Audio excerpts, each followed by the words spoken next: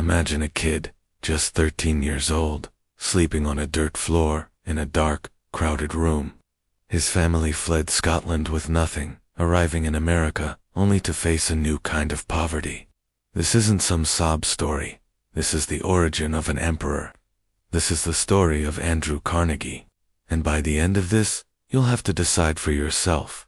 Was he a hero who built America, or a monster who tried to buy his way into heaven? His first job? A bobbin boy in a cotton mill, earning a measly $1.20 a week for a grueling 12-hour day. Most kids would break. Andrew saw it as his first step on the ladder. While other boys were playing, he was learning. He quickly moved up, becoming a telegraph messenger. This wasn't just about delivering messages. It was about access. He memorized the faces and names of every important businessman in Pittsburgh. He learned to read the rhythm of the market through the clicks of the telegraph. He made himself indispensable. His big break came when he caught the eye of Thomas Scott, a superintendent at the Pennsylvania Railroad. Scott saw the relentless drive in this young man and made Carnegie his private secretary and personal telegraph operator.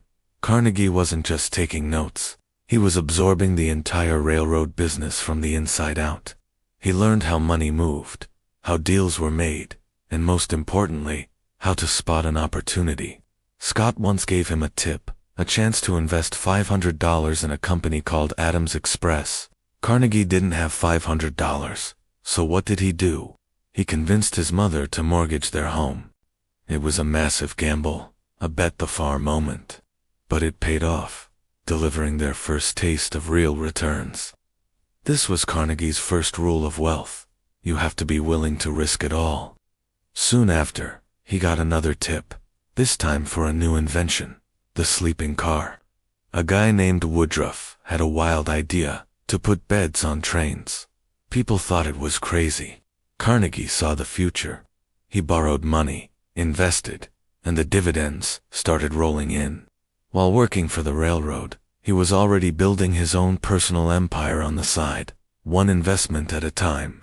Then, the Civil War erupted. For America, it was a tragedy. For Andrew Carnegie, it was the business opportunity of a lifetime. The Union Army needed to move troops and supplies, and railroads were the key. Carnegie, put in charge of the Eastern Military Telegraph and Railroads, worked day and night.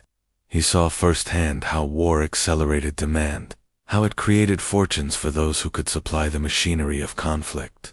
He learned that chaos is a ladder, and he was climbing it, fast. He profited from bridges, from telegraph lines, from the very logistics of war. By the end of it, he wasn't just a railroad man anymore. He was a serious capitalist. After the war, Carnegie looked around and saw a world being rebuilt. Railroads were expanding west, cities were exploding upwards, and what did all of this require? Iron. He left the railroad and dove headfirst into building bridges with his Keystone Bridge Company. But iron had its limits. It was brittle, it was heavy. Then, on a trip to Britain, he saw the future. A new, almost magical process called the Bessemer converter. It could turn massive quantities of crude iron into strong, flexible steel at a fraction of the cost. A light bulb didn't just go off. A supernova exploded in his mind. He knew, right there, that steel was going to build the modern world, and he was going to be the one to sell it. He raced back to America and went all-in on steel. He built the Edgar Thomson Steel Works, the largest and most advanced in the world. And here's where the ruthless genius truly emerged. Carnegie didn't just want to compete. He wanted to dominate. He obsessed over one thing, cost. He'd say, watch the costs, and the profits will take care of themselves. He drove his managers relentlessly, pitting them against each other, posting their production figures publicly to shame the laggards and reward the winners. He pioneered vertical integration. Why buy coal from someone else when you can own the mine? Why pay for shipping when you can own the railroad and the ships? He controlled every single step of the process, from the raw ore being dug out of the ground to the finished steel beam leaving his mill. He crushed his competitors, buying them out or driving them into bankruptcy. There was no mercy. Business, to him, was war. By the end of the 19th century, Carnegie Steel produced more steel than the entire British Empire. The poor immigrant boy now had nations for competitors. But this empire was built on the backs of his workers. The conditions in his mills were hell on earth. Men worked 12-hour shifts, 7 days a week, surrounded by molten metal and deafening machinery. Accidents were common. Death was a regular visitor. While Carnegie's fortune swelled to unimaginable heights, his workers barely scraped by. This simmering tension boiled over in 1892 at his flagship plant in Homestead, Pennsylvania. The union contract was up for renewal. Carnegie, conveniently, decided to take a vacation to a lavish castle in Scotland. He left his number 2, the notoriously anti-union Henry Clay Frick, in charge with a simple, chilling instruction: break the union, no matter the cost. Frick did exactly that. He locked the workers out, built a fortified fence around the plant topped with barbed wire. The workers called it Fort Frick, and hired 300 armed Pinkerton private detectives to escort non-union workers in. When the Pinkertons tried to land from barges on the river, the town erupted. A full-blown battle broke out. Gunfire, dynamite, even a small cannon. When the smoke cleared, at least 10 men were dead, mostly workers. The governor called in the state militia, martial law was declared, and the strike was brutally crushed. The union was destroyed. From his castle in Scotland, Carnegie sent a cable to Frick: "Congratulations to all. Life worth living again." He had one, but the victory came at a terrible price. The public, once enamored with his rags to riches story, now saw him as a bloody-handed tyrant. Carnegie the Butcher, they called him. The stain of Homestead would follow him for the rest of his life. As the new century dawned, Carnegie was the richest man in the world, but he was also getting older. He was tired of the fight, tired of being the villain. He wanted out, and he wanted a legacy that wasn't just about steel and strikes. The opportunity came from the great titan of finance, J.P. Morgan. Morgan wanted to consolidate the entire steel industry into one massive corporation, U.S. Steel. But to do that, he needed to buy out the king. Carnegie, through an intermediary, scribbled a number on a piece of paper: $480 million. It was an astronomical sum, the equivalent of over $500 billion today. Morgan glanced at the paper and said simply, "I accept this price." It was the largest business transaction in history. At 65 years old, Andrew Carnegie was cashed out. He was now, without question, the wealthiest man on the planet. But what do you do with that much money?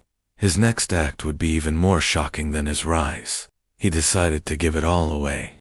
He had written an essay years earlier called The Gospel of Wealth.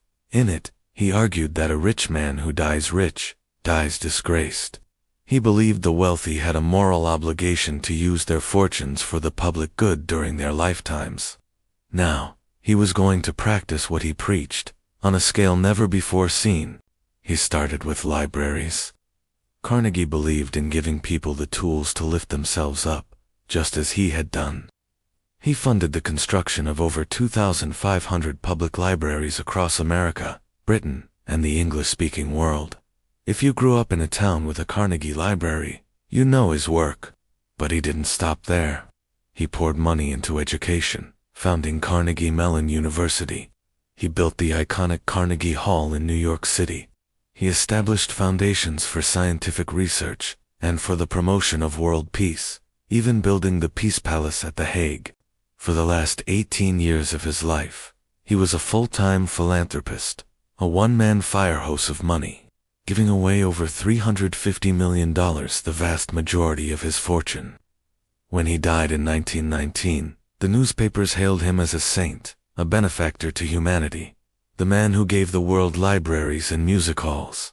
The brutal steel master, the man who crushed the Homestead strikers, was conveniently forgotten, buried under a mountain of philanthropic gold. So, who was the real Andrew Carnegie? Was he the embodiment of the American dream, a genius who proved that anyone could rise from nothing? Or was he a ruthless predator who built an empire on the broken bodies of his workers. Was his philanthropy a genuine act of redemption, a true gospel of wealth? Or was it the ultimate PR move, an attempt to wash the blood off his hands and buy a place in history as a hero? The truth is, he was all of it. A complex, contradictory giant who both built and broke things on an epic scale. He showed the world how to create wealth like no one before him, and then he showed the world how to give it away. His legacy is a battleground of ideas that we still fight over today. Hero or hypocrite, you decide. Thanks for watching. If this story lit a fire in you, hit that like button and subscribe for more stories of the titans who shaped our world. See you in the next one.